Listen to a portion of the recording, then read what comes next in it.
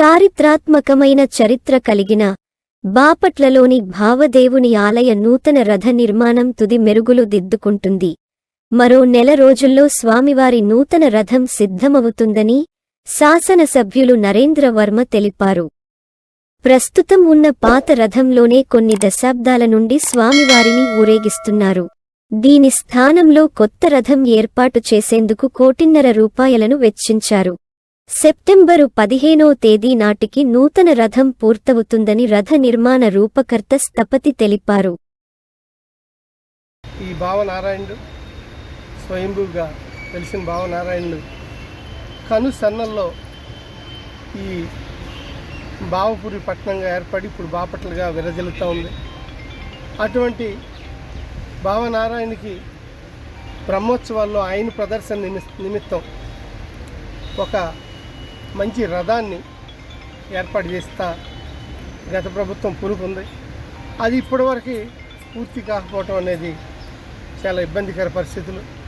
ఆ పరిస్థితుల నుంచి బయటికి రావటం కోసం శిల్పిని ఆ రథాన్ని పరిశీలించి ₹1,50,00,000 రథం తయారు చేయటం, ఆ రథాన్ని అతి తొందరలోనే ఒక మంచి ముహూర్తాన్ని చూసి తయారు చేసిన చోటు నుండి భావనారాయణ గుడికి పట్టణ ప్రజలందరూ కలిసి తరలించటం, అక్కడ మరలా ఫినిషింగ్ వర్క్ రాబోయే 20 నుంచి నెల రోజుల మధ్య పూర్తి చేయటం, ఇప్పటి నుంచి సుమారుగా సెప్టెంబరు 20వ తారీఖు లోపు అన్ని పనులు పూర్తి చేస్తాము అని శిల్పి అందరి సమక్షంలో మాట ఇవ్వటం జరిగింది.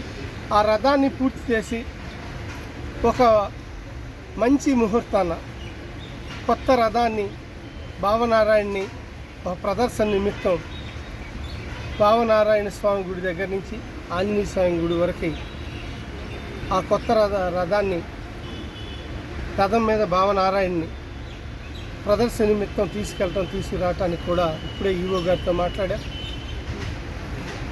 మళ్ళీ రాబోయే బ్రహ్మోత్సవాలు నాటికి ముందుగానే ఒక ట్రయల్ రన్ అన్నట్లు కొత్త రథం చేయించాము, భావనారాయణ దర్శనం చేసుకోవాలి, బాపట్ల ప్రజలకి ఇది ఒక మంచి దర్శనం అన్నట్లు ఈ పని చేయడానికి మేము పూనుకున్నాం.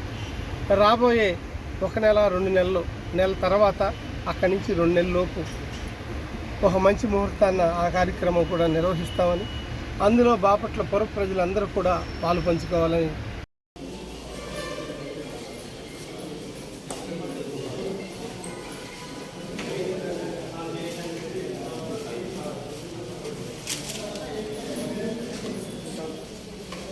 దేవుడు ఎరగండి. అప్పుడు దాకా ఏం చేశారండి, ఎప్పుడో టైం అయిపోయింది కదండి, అవన్నీ తీపించుకోవటం, ఇవన్నీ శుభ్రం చేయించి వదిలిపెట్టాలి కదా వాళ్ళని.